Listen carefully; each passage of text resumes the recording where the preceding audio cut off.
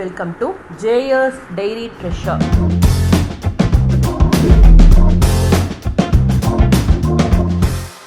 நாங்கள் சென்னையில் வந்து பிளான் பண்ணி வீக்கெண்ட் வந்து எங்கெங்கெல்லாம் போகணும் அப்படின்றத தான் உங்களுக்கு வந்து காமிக்க போகிறேங்க. ஃபஸ்ட்டு பார்த்தீங்கன்னா மார்னிங் எழுந்து ரெடி ஆகிட்டு ஃபேமிலியோட பாலாஜி பவனில் போயிட்டு நல்ல ஒரு பிரேக்ஃபாஸ்ட்டு சாப்பிட்டு அங்கேருந்து எங்களோட ட்ரிப்பை வந்து ஸ்டார்ட் பண்ணோங்க.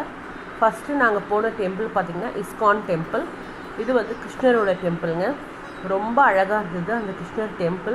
உள்ளே போகும்போதே நம்மளுக்கு ஒரு நல்ல ஒரு ப்ளசண்ட் மைண்டு இருக்கும் பார்த்திங்க, அந்த மாதிரி இருந்தது. ரொம்ப பீஸ்ஃபுல்லாக இருந்துச்சு, பார்க்குறதுக்கும் ரொம்ப அழகாக இருந்தது. அந்த கோவில் நல்ல ஒயிட் மார்பிள்ஸில் ரொம்ப அழகாக வந்து அதை பண்ணியிருக்காங்க.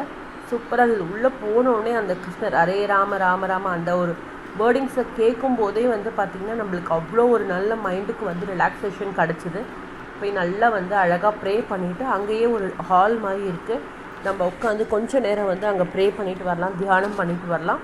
மைண்டுக்கும் நம்மளுக்கு ரொம்ப ரிலாக்ஸ் கிடைக்கும். நமக்கு என்ன வேணுமோ அதை போயிட்டு வந்து சுவாமிக்கிட்ட கிருஷ்ண பகவான் கிட்ட ப்ரே பண்ணிக்கிட்டோம் அப்படின்னா கண்டிப்பாக நடக்குங்க. ஸோ உங்களுக்கு ஒரு சான்ஸ் கிடச்சிது அப்படின்னா நீங்களும் போய் இஸ்கான் டெம்பிளில் மறக்காமல் வந்து போய் விசிட் பண்ணிவிட்டு வாங்குங்க. ரொம்ப அழகாக இருந்தது.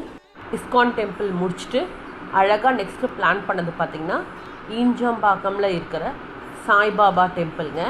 ரொம்ப அழகாக இருக்கும். எங்களுக்கு மெயினாக வந்து பார்த்திங்கன்னா அந்த 12 o'clock ஆரத்தி இருக்கும்ல, அதை போய் பார்க்கணுன்னு சொல்லிட்டு ரொம்ப ஆசை. அதுக்காகவே இஸ்கான் டெம்பிளை முடிச்சுட்டு நேராக வந்து அங்கே தான் போகணுங்க, சாய்பாபா டெம்பிளுக்கு. ரொம்ப அழகாக இருந்தது. இதுதான் ஃபர்ஸ்ட் டைம் நான் வந்து உள்ளே ஃபுல்லாக சுற்றி பார்க்குறது.